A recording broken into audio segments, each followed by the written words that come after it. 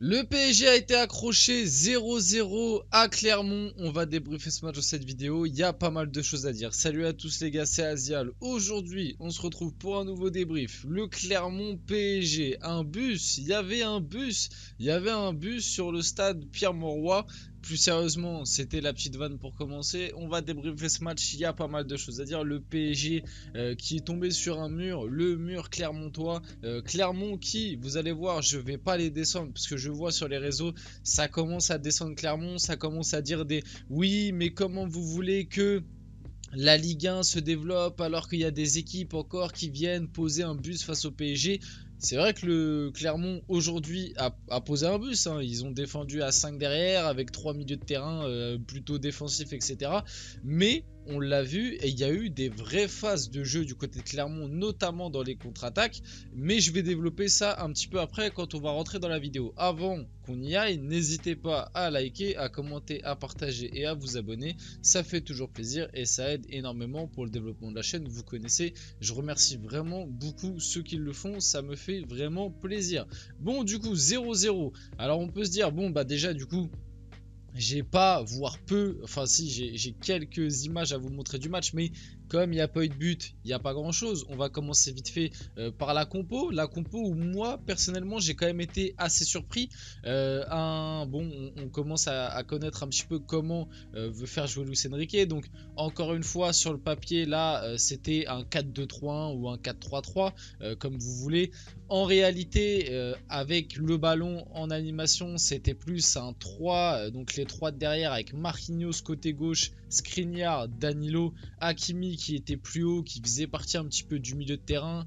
Donc c'était un petit peu un 3-4-3 encore, puisque Hakimi un petit peu plus haut, avec Fabien Ruiz, Vitinha et du coup Barcola qui était là un petit peu dans le même rôle qu'il avait face à Marseille. Et t'avais Ousmane Dembélé sur son côté droit comme d'habitude, avec Hakimi qui rentrait un peu plus dans l'axe. T'avais Mbappé qui lui était un petit peu plus là dans le cœur du jeu, dans son demi-espace gauche. Et t'avais Kolo Muani en pointe. Donc on commence à connaître un petit peu l'animation de Luis Enrique. Là où j'ai été vraiment extrêmement surpris, c'est même pas de revoir un Barcola parce que il a mérité ses minutes face à Marseille et que je pense que Luis Enrique savait que Clermont allait venir avec une défense à 5, donc revoir Barcola dans ce rôle un petit peu de piston ailier gauche, c'était pas déconnant pour contrecarrer le bloc de 5 défenseurs et en plus un petit peu défendre sur le piston droit clermontois. C'est même pas de voir Marquinhos latéral gauche entre guillemets, défenseur central côté gauche plus enfin à gauche dans la relance à 3, c'est même pas ça parce que il a déjà fait dans certaines fins de match, c'est ce milieu de terrain. Moi, c'est le milieu de terrain Vitinha, Fabien Ruiz, les deux ensemble qui m'a énormément surpris et je m'y attendais pas. Et honnêtement, bah c'est un petit peu logique que je m'y attendais pas et que j'étais pessimiste parce que ça n'a pas fonctionné. Les deux ensemble, pour moi, je ne sais pas comment Luis Enrique a pu se dire que ça allait fonctionner alors que les deux ont pour moi le profil de numéro 8 avec à côté d'eux il leur faut un mec stabilisateur. Les deux c'est plus des meneurs de jeu un petit peu avancés plutôt que un récupérateur et un meneur de jeu. Vous voyez ce que je veux dire? Pour moi les deux ensemble, les deux qui jouent ensemble dans un sorte de double pivot, c'est un petit peu suicidaire et on l'a vu pendant le match parce que honnêtement justement les Clermontois comme je l'ai dit un petit peu juste avant, pour moi c'est pas, ils ont posé un bus, c'est vrai que le PSG a affronté un mur défensivement, mais offensivement Clermont s'est procuré pas mal de grosses et belles occasions. Honnêtement, Clermont a eu pas mal d'occasions et pourquoi? Parce que le pressing n'était pas bon aujourd'hui. Et encore une fois, ça va me permet de reparler d'Ougarté, parce que pour moi Ougarté a déjà une importance capitale dans cette équipe. Dès qu'un mec comme Ougarté n'est pas là dans le milieu de terrain, ou même un Warren Zaïre-Emery, qui aurait été bien plus logique de le mettre plutôt qu'un Vitinha Fabien. Après, je comprends, hein. Luis Enrique a voulu faire tourner avant Newcastle, a voulu reposer Lucas Hernandez, Ougarté et Zaïre-Emery qui avaient énormément enchaîné. Mais pour moi, tu ne peux pas faire jouer les deux ensemble. Fabien Ruiz, Vitinha, tu es obligé de les associer. Alors, j'ai vu, ça commence à beaucoup taper sur Fabien Ruiz. Moi, je l'ai beaucoup défendu à des moments. C'est vrai qu'aujourd'hui, le match est pas bon. Mais c'est juste que pour moi, les deux ensemble, l'alchimie n'est pas bonne. Parlons un petit peu d'Mbappé. On va rentrer les pieds dans le plat. Il y a pas mal de choses à dire. J'en ai déjà un petit peu parlé sur la chaîne. Je sais plus, c'était. Je crois que c'était le match face à Nice. Non, c'était avec l'équipe de France que j'en avais parlé. Bref, Mbappé, il est horrible. Et honnêtement, dans ce genre de match-là, moi personnellement, Mbappé, j'ai énormément de mal quand il est dans cette configuration-là. Alors on sait, il y a plein de choses qui peuvent expliquer un petit peu le match d'Mbappé aujourd'hui. Honnêtement, c'est l'un des pires ce soir, je trouve, enfin aujourd'hui, côté PSG, honnêtement. Je parlerai un petit peu des prestations individuelles juste après dans la vidéo, mais à titre personnel, je pense qu'Mbappé fait partie des 3 flops de ce match assez largement. Et pourquoi? Bah parce que déjà, on a une énorme attente envers lui, ça reste quand même Mbappé. Et en plus de ça, le rôle qu'il veut se donner, tout simplement, c'est qu'encore une fois, j'ai revu le Mbappé, du coup, comme j'expliquais un petit peu qu'on avait vu avec l'équipe de France qui avait été mauvais, c'est que Mbappé, dès qu'il commence à voir que le PSG a peu de solutions offensives, que le PSG a du mal à se procurer de grosses occasions, que le PSG a du mal à combiner dans les 20-30 derniers mètres, il veut trop se donner ce rôle de playmaker qui va te prendre la balle milieu de terrain, qui va te venir redescendre, qui va commencer à te dribbler un joueur, 2 joueurs, 3 joueurs, des fois tirer à des 20, 25, 30 mètres alors qu'il y avait une passe à faire qui aurait pu créer un décalage. Voilà, aujourd'hui, le Mbappé qu'on a vu aujourd'hui, ce n'est pas possible. Ce n'est pas un Mbappé de haut niveau. Après, je suis pas en train de l'enterrer parce que je sais très bien que en Ligue des Champions ou dans les gros matchs, il n'aura pas cette attitude-là. Mais cette attitude commence à me saouler avec Mbappé. C'est quelque chose qu'il va falloir se mettre dans le crâne. Et même lui, en fait, personnellement, il n'arrête pas de le dire, il n'arrête pas de le répéter. Il veut battre tous les records, il veut gagner le ballon d'or, il veut en gagner plein, il veut gagner la Ligue des Champions, il veut tout gagner, il veut marquer le plus de buts et tout. C'est pas en jouant comme ça, surtout dans des matchs aussi bourbiers où Clermont a très bien défendu, a défendu très bas, etc., que tu dois jouer contre nature.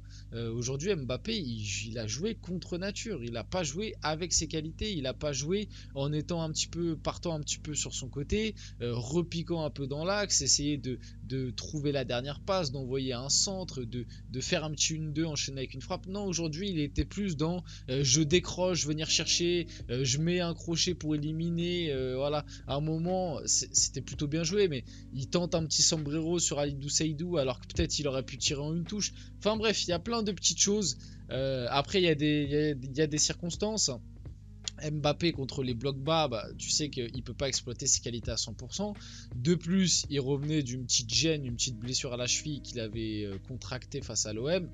Donc voilà, juste, voilà, ça fait plusieurs fois depuis le début de la saison qu'on le dit et qu'on le voit. Le Mbappé dans ce rôle-là, personnellement, je ne suis pas fan et j'espère que ça va pas trop se reproduire à l'avenir.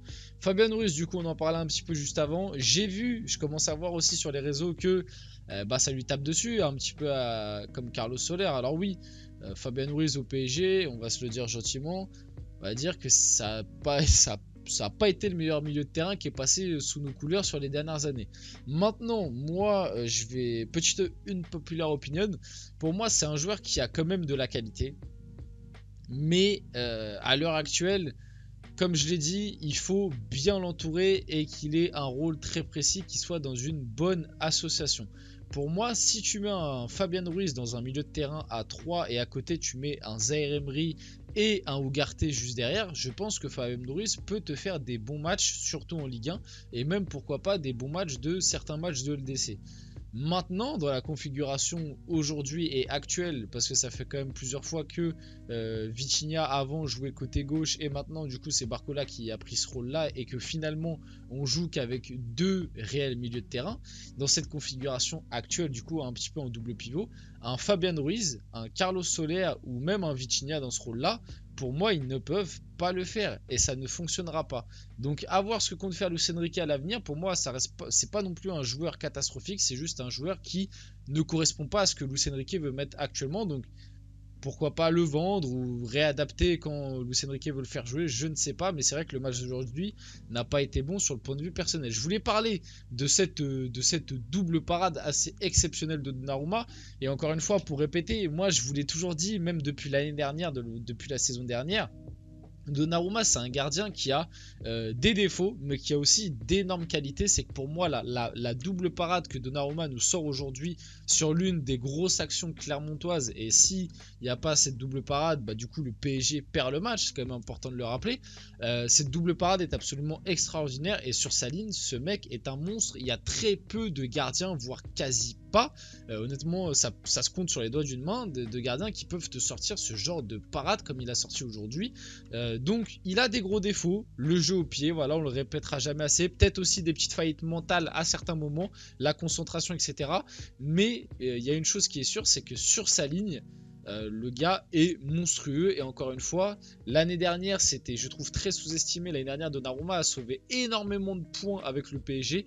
Et là, aujourd'hui, bah, c'est un point de sauver. Pour moi, Donnarumma, aujourd'hui, sauve un point. Parce que sinon, le PSG perdait malheureusement.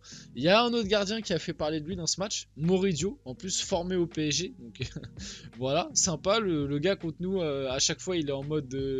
il avait déjà été très bon l'année dernière au Parc des Princes. La fameuse défaite 3-2 à je crois que c'était à la dernière journée de Clermont qui était venu au parc gagner. Et là, bah, il fait encore un énorme match. Je l'ai mis juste après. Le PSG n'a pas marqué malgré 20 tirs pour 10 tirs cadrés et 2,86 expected goals. Donc, dans un monde normal, si le PSG avait été à la hauteur des stats techniques, le PSG, dans le match face à Clermont, aurait dû marquer minimum 2 buts, voire même 3. Mais t'es tombé sur un gros Moridio qui t'a sorti 10 parades. Donc, c'est tout à saluer de sa part. Kylian Mbappé appelle ses coéquipiers à se regrouper pour saluer les supporters du PSG. Au moins sur ce genre d'attitude-là, pour l'instant, le PSG ne déroge pas à la règle. Il y a encore des bonnes attitudes. Même aujourd'hui, hein, honnêtement, le match est pas bon et pas abouti puisque tu fais 0-0 contre Clermont qui faisait pas un énorme début de saison, mais c'est pas le PSG de l'année dernière. Tu sens quand même qu'il y a des idées, tu sens quand même un petit peu plus de volonté, de combativité. Donc je reste encore très positif sur ce PSG malgré que tu fais un 0-0 inquiétant juste avant un match important de Ligue des Champions. Je fais la vidéo sur les quelques prestations individuelles quand même à noter côté PSG. Côté PSG, qui a été bon, qui a été pas bon. En top, je mettrais Donnarumma. Globalement, quand même, défensivement, Marquinhos, je l'ai trouvé assez bon pour quelqu'un qui n'a pas du tout joué à son poste. Skriniar aussi, ça a été, je trouve. Hakimi a encore été pas mal, même si il a été un petit peu moins performant que ces derniers temps. Ousmane Dembélé, j'ai vu qu'il a été pas mal décrié et tout sur les réseaux. Moi, personnellement, le match d'aujourd'hui, c'est vraiment pas le premier que j'irais blâmer. Je trouve qu'il y a eu pas mal de petites différences intéressantes, de centres dangereux, etc. Alors oui, à la finition, c'est pas ça. Il se procure pas d'occasion de tir ou de grosses occasions. Peut-être j'ai un doute, il loupe pas un moment peut-être une occasion, bref, mais en tout cas je trouve qu'il a apporté du danger. Moi par contre en flop, comme je vous l'ai dit, je mettrais Mbappé.